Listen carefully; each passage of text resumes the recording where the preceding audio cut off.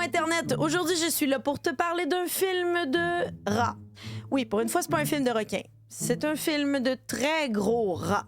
On est rendu là. Mais aujourd'hui, je ne serai pas seule et je vais partager ma douleur avec Red et Max des Névralgiques qui vont m'aider à analyser cette pièce d'anthologie en profondeur. Big Freaking Rat, c'est littéralement ça le titre, prend place dans un camp ou une réserve forestière qui se fera attaquer par un gros rat mutant suite à des produits toxiques qui ont été déversés en nature. Et jusque-là, ça fait très Ninja Turtle comme vibe. J'approuve.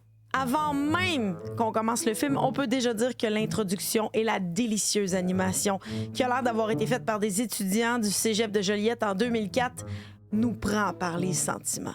C'est terrible, je comprends pas comment tu fais pour aller chercher une animation comme ça, genre, puis être satisfait, genre. Mais come on, man, on dirait Megabug. Megabug, ça date de 30 ans, Canal Famille, puis les animations dans ce film-là sont plus laides que ça à l'époque. C'est... l'envie de vomir. I mean, come on, t'as un chevreuil qui mange l'arbre le plus gris, le plus sec et le plus dénudé du monde. C'est ça la vraie horreur, là. C'est pas le reste du film.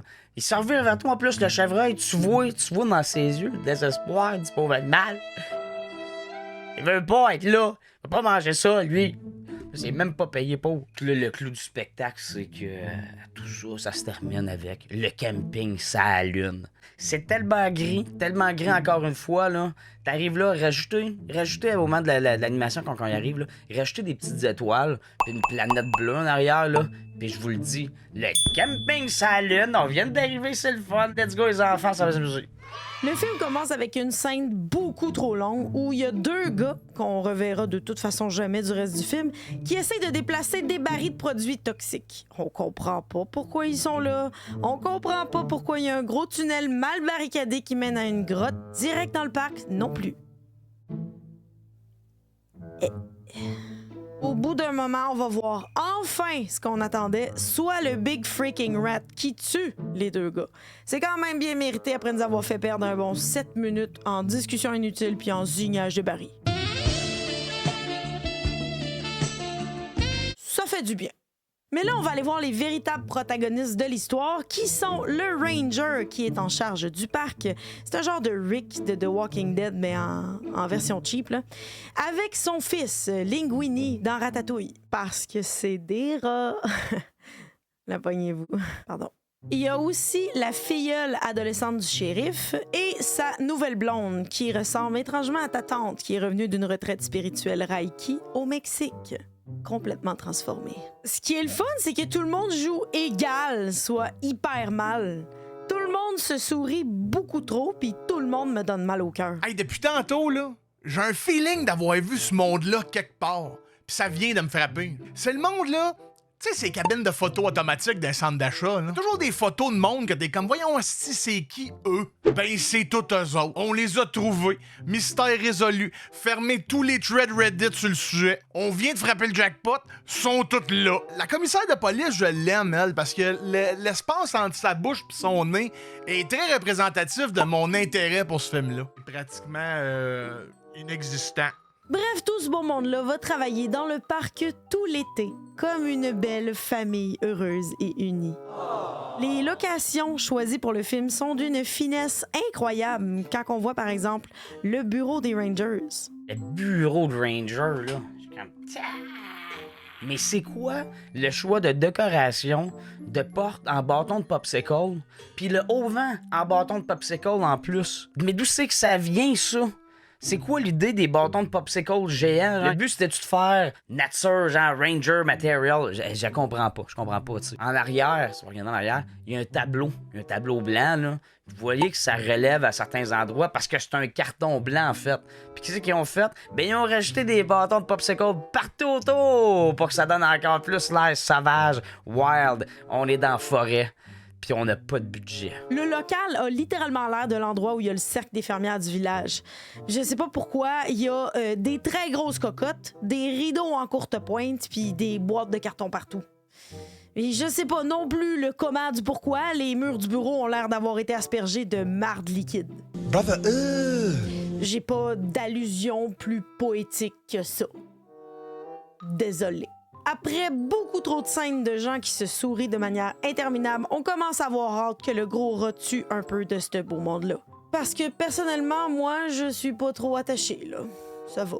2 campeurs malchanceux qui vont arriver à pied au parc vont faire la rencontre du gros rat mutant. Hey, je peux pas croire que ce qui nous fait sortir de notre pause, c'est un film sur un gros Christy de rat qui a l'air de venir du Spirit Halloween. C'est malade, cette séquence de combat-là, parce que non seulement c'est un gros rat qui attaque les personnages, mais c'est aussi un gros rat qui s'attaque à mon intelligence en tant que spectateur. Voyons non, sacrément, il y a quelqu'un qui a regardé ça, puis il a fait « Oui, c'est bon, c'est la bonne, c'est celle-là, la take. » Ouais, mais me semble que c'est de vue de proche pis on voit rien. Ah non, oui, c'est bon, c'est bon. T'es sûr? Parce que me semble que je rajouterais...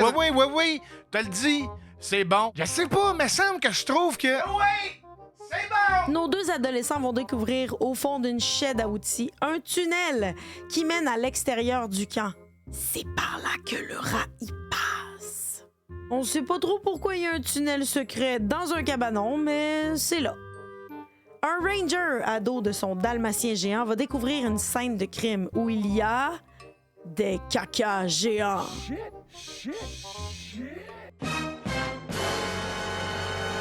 Mais ça dérangera pas le chef des Rangers qui, lui, sera pas content que ça risque de retarder l'ouverture du camp. Là, on arrive à un bout de l'histoire un peu difficile à comprendre, mais je vais essayer de l'expliquer du mieux que je peux. On sait pas trop pourquoi, mais le chef des Rangers va se rendre chez 3 hommes qui semblent être de la mafia italienne. On a le droit à des beaux clichés d'accent cheap. Ah, les Italiens. Aussi authentiquement italiens qu'une canne de sauce tomate Gattuso. Je dis pas qu'ils sont stéréotypés. Je dis juste que si on était dans les Simpsons, ils s'appelleraient probablement Gros Tony, Grand Tony, puis Vieux Tony. Je trouve que ce bout-là, il est tellement cringe. Tout est de la merde dans l'acting, tout de la merde. Je peux pas m'enligner là-dessus puis décrire un peu ce qui se passe sans tomber dans le racisme ou quelque chose comme ça. Fait que tout ce que je vais faire, c'est je vais faire une belle mention à il y a une tabarnage de grosses cocottes en plein milieu de la table. On continue encore le gag de la cocotte. Je ne sais pas c'est quoi le gag de la cocotte, mais c'est sûr que c'est la même cocotte qui se promène encore. Nos 3 mafieux ont fait appel aux Rangers parce qu'ils entendaient des bruits qui pensaient être soit un rat, soit un raton laveur. Le Rangers promet de leur envoyer un exterminateur pour les aider avec leurs problèmes. Mais même si on a retrouvé un cadavre et des gigantesques bouses, il n'est pas question de retarder l'ouverture du camping, voyons. Ah, le capitalisme. Pendant ce temps-là, au camping, une réunion de secondaire avec plusieurs millennials un peu blasés va se faire interrompre par l'attaque de la grosse bête. Le bout où est-ce que t'as une réunion de gens, ça après 20 ans, ils se réunissent, tu sais, sûrement une affaire d'école. À partir du moment que le rat se pointe et se met à courir après le monde, on change en caméra de... On dirait du monde qui se pousse de la mer parce qu'il y a un requin. Puis, je sais pas, moi, ça m'a juste fait décrocher, cette botte-là. Genre, j'y croyais pas. Ça faisait pas de sens pour moi de la manière que c'était fait, avec le monde que ça sauvait d'un bord puis de l'autre. Il y a juste de quoi là-dedans qui... La caméra semble tellement classique, film de requin. Là, c'est l'attaque au camp. Ça attaque tout le monde. Le joueur de guette. C'est la débandade. Les les cock slap de rat. Big frickin' rap slap. Across the face. Fully bilingual edition. On comprend jusque-là que le film avait le budget pour une tête de rat, des gants de chez Party Expert et une grosse queue. Mais qu'on verra absolument pas le rat au complet. On va retourner voir nos bandits italiens qui vont recevoir la visite d'un exterminateur. Un genre de mixte entre Elvis, David Hasselhoff puis un personnage de Michel Côté, genre. Il va se rendre au sous-sol de la maison pour trouver un tunnel par lequel est entré le Christ de gros rat. Y a-tu juste moi qui est inquiète pour le réseau de tunnels secrets qui traverse toute la ville? Je veux dire, quand il était pas là, le gros rat, il y avait clairement du trafic humain là-dedans. Bref, notre exterminateur, héros s'en sort. Mais pas les 3 faux Italiens. Malheureusement. Ben, c'est la vie. Tu vas être un faux Italien. Faut que tu t'attendes à mourir comme un faux Italien. Un vrai Italien, ça se serait pas laissé faire. Ça aurait pris, là, un rouleau à pâte ou quelque chose de même, ça aurait fait « Hey! Big freaking rat! I'm walking here! » Non, ok, je suis tanné de faire ce gag-là. Encore grâce à l'ingénieux système de tunnel, le gros rat va se rendre au chalet des Rangers retrouver nos protagonistes. Ça va aller vite, hein? La femme du Rangers va se faire manger. Honnêtement, c'était mieux de même. Les autres vont tenter de s'enfuir et ils vont faire la rencontre de l'exterminateur. Là, les plus futés de la gang l'avaient sûrement compris, mais le héros principal, c'est pas le Park Ranger, là. Hein? C'est Lenny, l'exterminateur italien, habillé en Ghostbuster qui tête une allumette. Je pense que je l'aime. Je sais pas, je suis tout seul, là, mais il me semble que je le verrais partir une série de films dans le genre Ernest au camp de vacances, Ernest et la chasse aux monstres. Hein? C'est pas. Hein? Je suis tout seul ou. Et après une poursuite un peu chiante, l'exterminateur va mettre fin aux souffrances de notre pauvre bête. Parce que de tous les personnages, le moins chiant, c'est le rat, on va se le dire, en lui tirant une fusée de détresse dans la gorge. C'est tout. Ça finit vraiment juste de même. Hey, la fin, ça arrive comme paf!